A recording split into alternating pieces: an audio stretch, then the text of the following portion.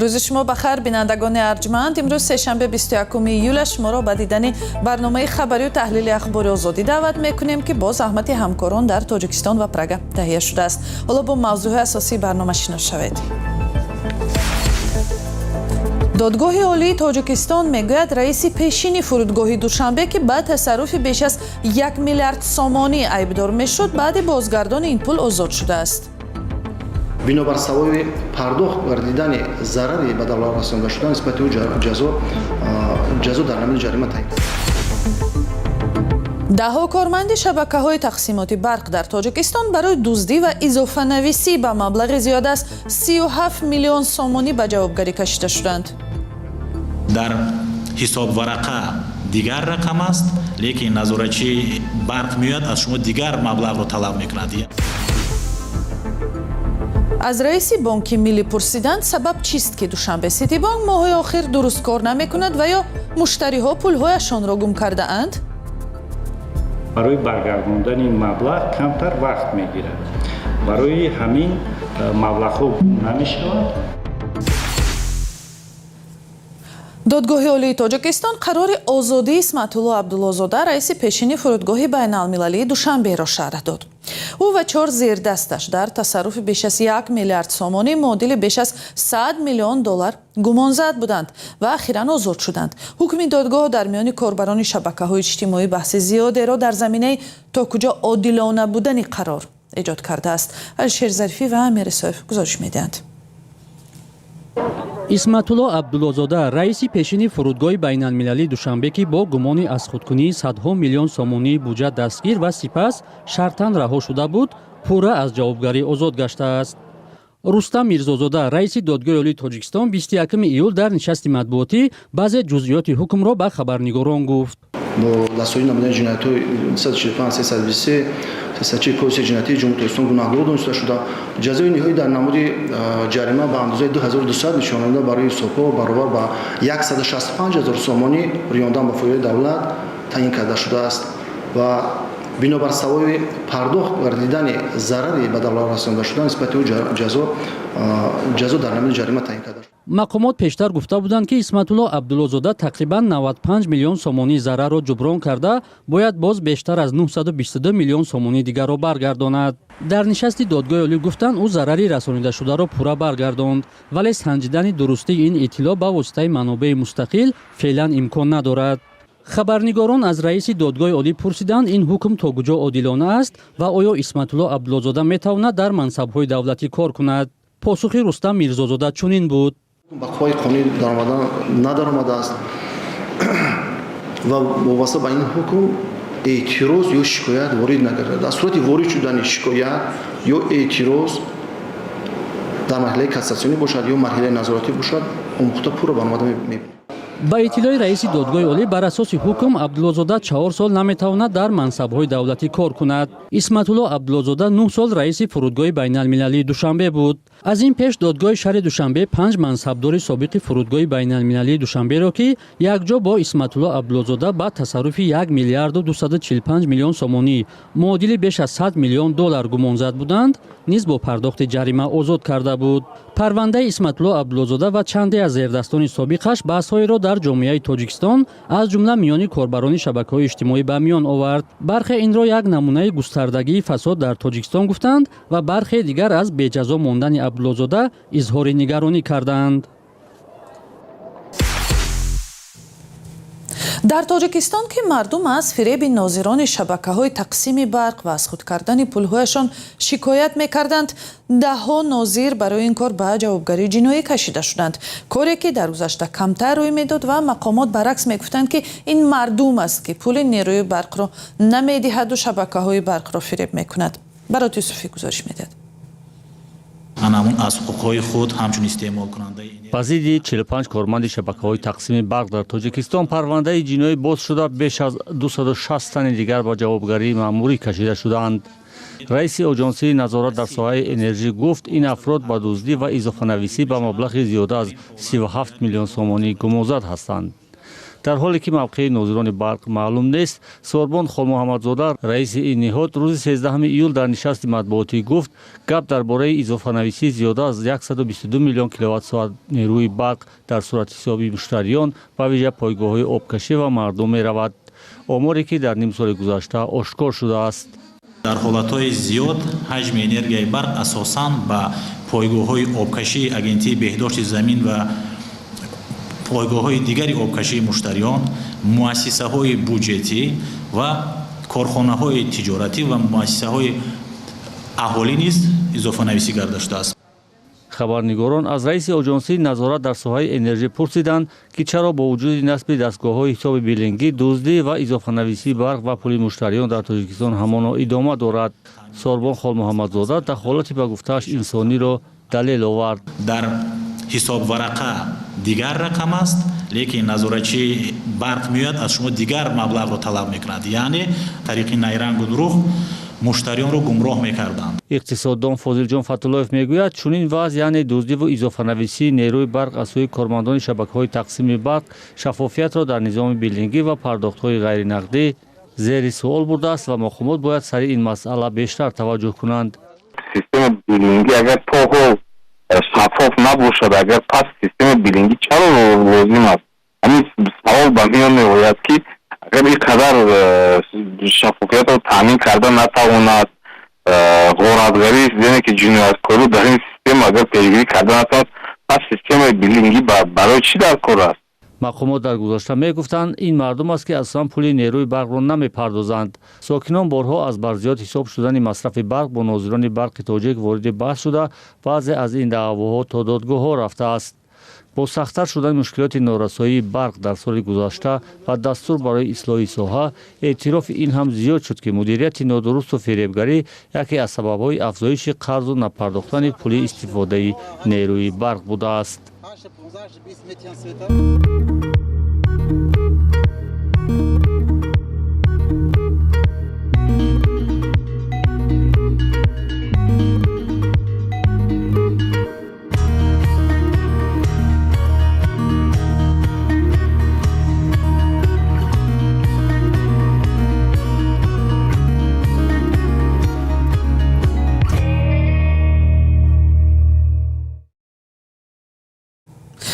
раҳбарони бонки миллии тоҷикистон шикоятҳои зиёд аз кори душанбе сити бонк, яке аз муассисаҳои молӣ, сермуштариро шарҳ доданд. чандин моҳ аст шикоятҳояш шунида мешавад ки ин бонк дуруст хидмат намерасонад ва ё муштариҳо пулҳояшонро гум кардаанд. дар як нишасти хабарӣ дар душанбе ҳафтаи гузашта хабарнигорон ҳамин масъаларо бо раҳбари бонки миллӣ дар миён гузоштанд ва дар ин бора Амир Исоев гузориш медиҳад. сатҳу сифати хидматрасониҳои душанбе сити бонк ки сокинони зиёди муштариаш ҳастанд ва пардохти аксар хадамоти иҷтимоӣ ба воситаи он анҷом мешаванд, яке аз мавзӯъҳои асосии нишасти матбуотӣ дар бонки миллии тоҷикистон буд. хабарнигорон рӯзи 20 июл аз Фирдавс Толибзода раиси бонки миллӣ пурсиданд ки оё аз шикояти мардум огоҳанд.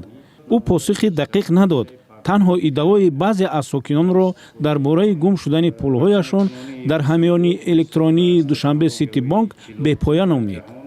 гум шудани маблағҳо гуфтед, ин хел ҳолатҳо рӯй намедиҳанд, чунки хоҳ-нохоҳ ҳамун маблағ аз кадом ҳисоб ба кадом ҳисоб меравад, камтар вақт мегирад, то ин ки барои баргардондани маблағ камтар вақт мегирад. барои ҳамин маблағҳо гум намешаванд. Фирдавс Толибзода дар посух ба пурсишҳои ба такрори хабарнигорон гуфт аз 890 арзу муроҷиате ки нисбат ба хидматрасониҳои бонкӣ ба онҳо расидааст, 30% ба Душанбе сити бонк рост меояд. чӣ худи Душанбе сити ва аз ҷониби сохтори дахлдори мо корбарӣ карда мешаванд, пайгирӣ карда мешаванд, то ки масъалае ки ҳаст бартараф карда шавад. ин таъкиди ӯ дар ҳолест ки дар чанд моҳи гузашта шикояти сокинон аз хидматрасониҳои Душанбе сити бонк борҳо садо додааст. Музаффар Одинаев, сокини шаҳри Душанбе, аз зумраи онҳост ки дар як суҳбати пешинааш бо радио озодӣ гуфта буд 3000 сомонии худро натавонист аз Душанбе сити бозпас гирад. айву ҷароӣ кардан иҷа уҷа ами хел то ҳатто то пеши роҳбара домадам ки ина квитансия ма даже сообщение омадаги смс паёма ки пули шумо 10 дақиқа пас мегзара аз сабабе ки аму терминалшон интернет надошта не ки пула на возврат кардан на ягон кори мара ҳал кардан. дар як тамоси телефонӣ аз Душанбе сити бонк барои шарҳи мавзӯъ номаи расмӣ талаб намуданд. радио озодӣ борҳо ба ин ниҳоди молӣ нома бурда вале на ҳамеша посух мегирад. Душанбе сити яке аз 3 бонки Тоҷикистон аст ки моҳи ноябри соли 2025 барои ёрӣ ба Русия аз сӯи Иттиҳоди Аврупо таҳрим шуд ва танҳо моҳи апрел ин маҳдудиятҳо бекор гаштанд. дар гузашта низ шикоятҳо аз сатҳи хадамоти ин бонк ки ба мақомдорони баландпоя нисбат дода мешавад садо додаанд, аммо масъулонаш на ҳамеша ба нигарониҳо вокуниш кардаанд. мақомоти тоҷикистон мегӯянд бисёре аз корҳои таҳкими марзи кишвар бо қирғизистон аз ҳарду тараф ба анҷом расидааст то дигар нофаҳмӣ ва ё ҷанҷоле байни мардуми деҳоти марзӣ сар назанад. аз ҳарду тараф симхор мекашанду монеа мегузоранд то пешироҳи убури ғайриқонунии мардум ва ё ғасб шудани заминро бигиранд. ҷузъиёти бештар дар гузориши Алишер Зарифӣ ки ҳафтаи гузашта дар нишасти хабарии Кумитаи Замин ҳузур дошт. онҷо аҳдномаи сарҳадӣ раиси Кумитаи давлатии идораи замин ва геодозии Тоҷикистон гуфт баъд аз муайян кардани хатти сарҳад 90% корҳои нишонагузорӣ ва сохтмон дар марз бо Қирғизистон ба анҷом расидааст. Ориф Хоҷазода рӯзи 17 июл дар нишасти хабарии ин ниҳод афзуд: мо аллакай нуқтае ки сарҳада муайян карда будем аллакай нишона салбаҳои ҳамуна гузоштем, агар аз расонаҳои хабарӣ дида бошед агар сар кардем ҳамун. дар маҷмӯъ гирем қариб 90% корҳои аними муҳандисӣ ба анҷом расонда шудааст. ба қавли раиси Кумитаи Замин ва геодозӣ корҳо дар ин самт соли 2027 пурра ба анҷом хоҳад расид. 416 километр нуқтаҳое ки сарҳаде ки мегузарад муайян сохтем. 300 километр ҷоҳое ки бояд симтор кашида шавад буд аз ҳар ду тараф корҳои муҳандисӣ сарҳадбонӣ ба иҷро расонида шуд. Тоҷикистон ва Қирғизистон дар солаҳо боз наметавонистанд сарҳади байни ду кишварро таъину аломатгузорӣ кунанд ва танҳо моҳи марти соли гузашта созишномаи ниҳоии марзи Тоҷикистону Қирғизистон аз ҷониби раҳбарони ду давлат ба имзо расид. номоянии марз сабаби чандин даргирии мусаллаҳона байни ду кишвар шуда, дар натиҷаи онҳо садҳо нафар аз ду ҷониб кушта ва захмӣ гаштанд. марзи Тоҷикистону Қирғизистон 1006 километр аст ва то моҳи март бисёре аз қитъаҳо баҳсӣ ба ҳисоб мерафтанд. баъд солҳо боз сари он идома кард ки харитаҳои кадом замон асос шумурда шаванд. тарафи Қирғизистон бештар ба ҳалли масъала бар пояи вазъи феълӣ таъкид мекард. ду тараф барои ҳалли мушкил табодули қаламрав карданд. баъзе сокинони ду тарафи марз аз ин табодул норозӣ монданд ва мегӯянд талафоти онҳо ҷуброн нашудааст. ва як хабар вазири корҳои дохилии Тоҷикистон гуфт касе ки дар Исроил бо гумони ҷосусӣ ба нафъи Эрон дастгир шудааст зодаи Тоҷикистон аст, аммо шаҳрванд нест. Рамазон Раҳимзода имрӯз дар нишасти хабарӣ иддао кард ки ин нафар гӯё аз шаҳрвандии Тоҷикистон берун шуда шиносномаи Русияро гирифтааст. ӯ дигар ҷузъиёте надод. таздиқи дурустии ҳарфҳои вазир аз манобеъ мустақил феълан мушкил аст. байни Тоҷикистон ва Русия низоми душаҳрвандӣ амал мекунад, яъне сокинон метавонанд ҳамзамон шиносномаи тоҷикӣ ва русӣ дошта бошанд. полисии Исроил ва хадамоти амниятии ин кишвар рӯзи 2 июл эълон карданд ки як шаҳрванди Тоҷикистону Русияро бо иттиҳоми ҷосусӣ ба нафъи Эрон боздошт карданд. номи ӯ дар изҳороти мақомоти Исроил ба ду шакл муаррифӣ шудааст.